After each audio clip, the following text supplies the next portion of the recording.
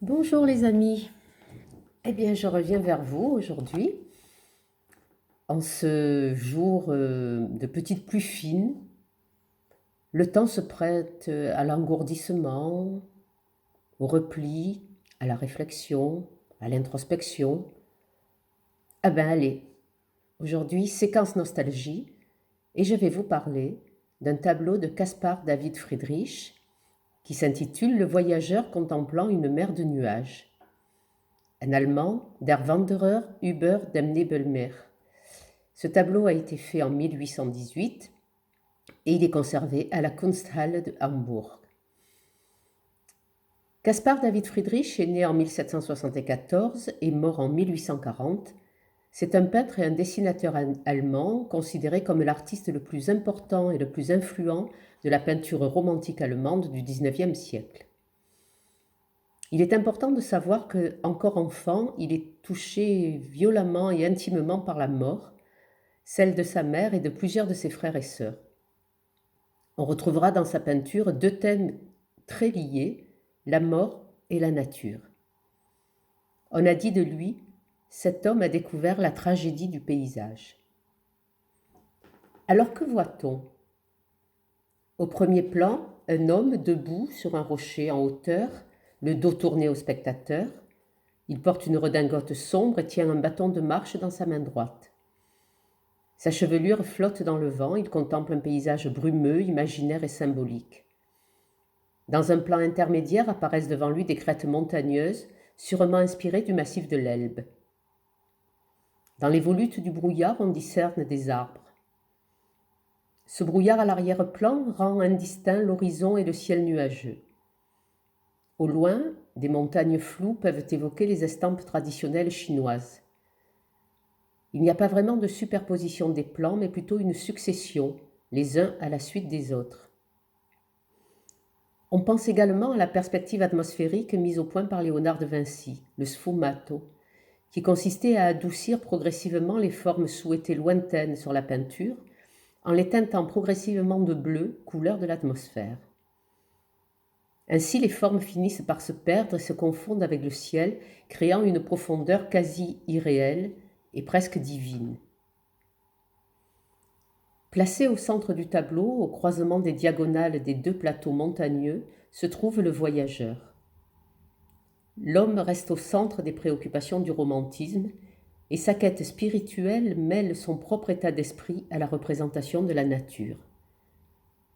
Encore une fois, on peut évoquer la peinture Shan Shui du premier millénaire chinois, qui était une manière de méditation devant la nature.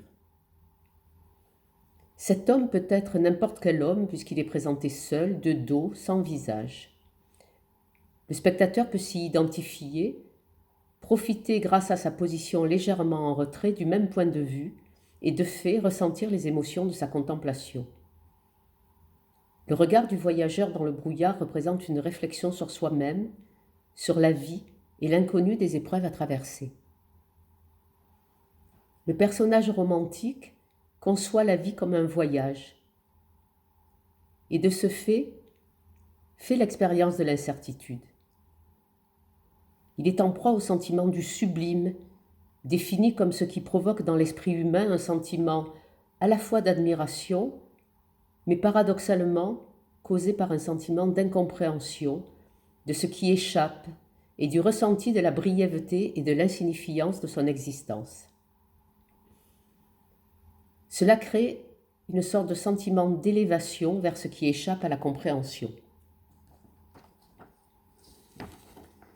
Pour mieux comprendre cette œuvre, il est important de se replonger un peu dans ce qu'est le mouvement romantique.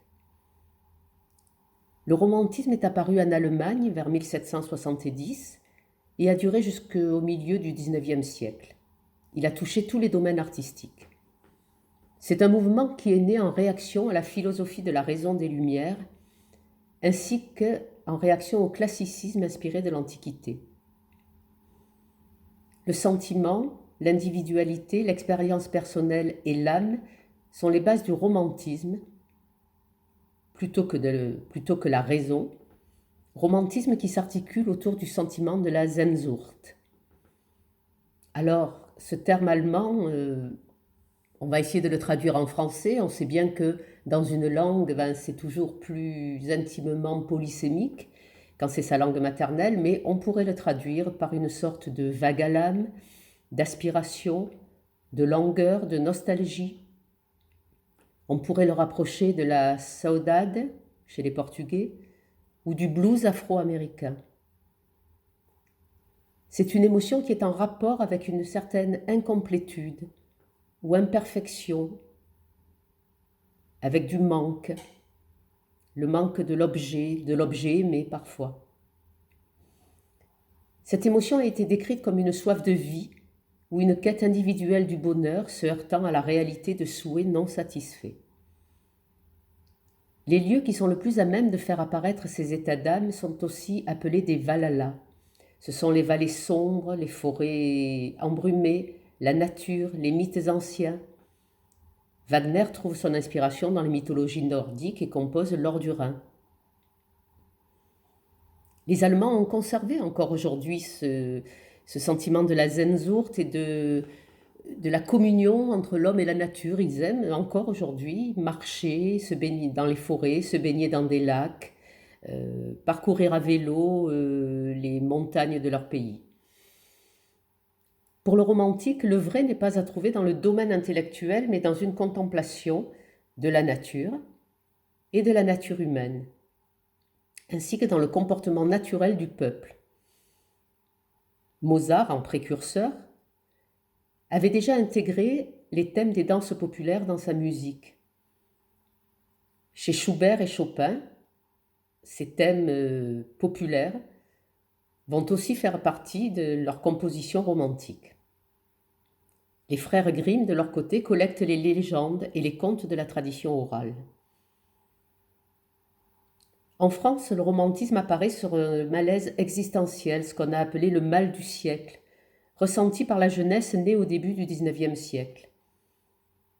On est au lendemain de la Révolution, il y a eu la chute de l'Empire, la Restauration, et cela a créé une génération déçue par son époque, qui se considère comme sacrifiée et condamnée à l'ennui et au désœuvrement d'une vie désormais privée de sens.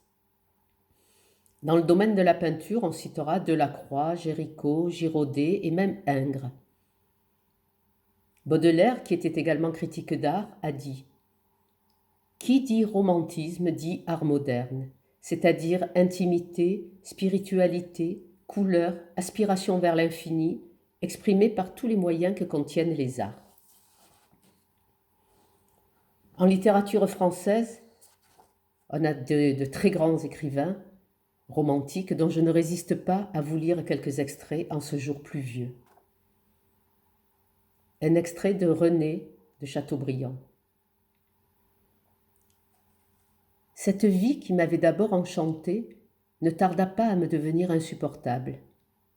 Je me fatiguai de la répétition des mêmes scènes et des mêmes idées. Je me mis à sonder mon cœur, à me demander ce que je désirais.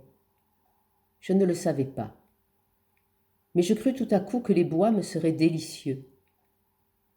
La solitude absolue, le spectacle de la nature, me plongèrent bientôt dans un état presque impossible à décrire.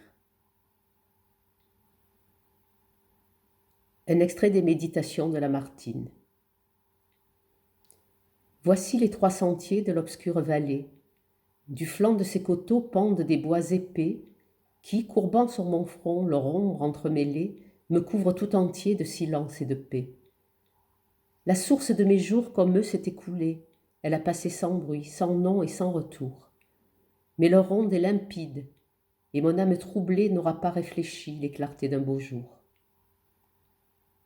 Et Hugo, bien sûr, le grand parmi les grands, juste une strophe de Soleil couchant. Le soleil s'est couché ce soir dans les nuées. Demain viendra l'orage, et le soir et la nuit. Puis l'aube et ses clartés de vapeurs obstruées. Puis les nuits, puis les jours. Pas du temps qui s'enfuit. Et puis Musset, Nerval, Vigny. Je vous suggère de profiter de ce jour de pluie pour aller les retrouver et vous laisser aller à la Sehnsucht. Vous verrez, ça fait du bien. Bonne journée les amis.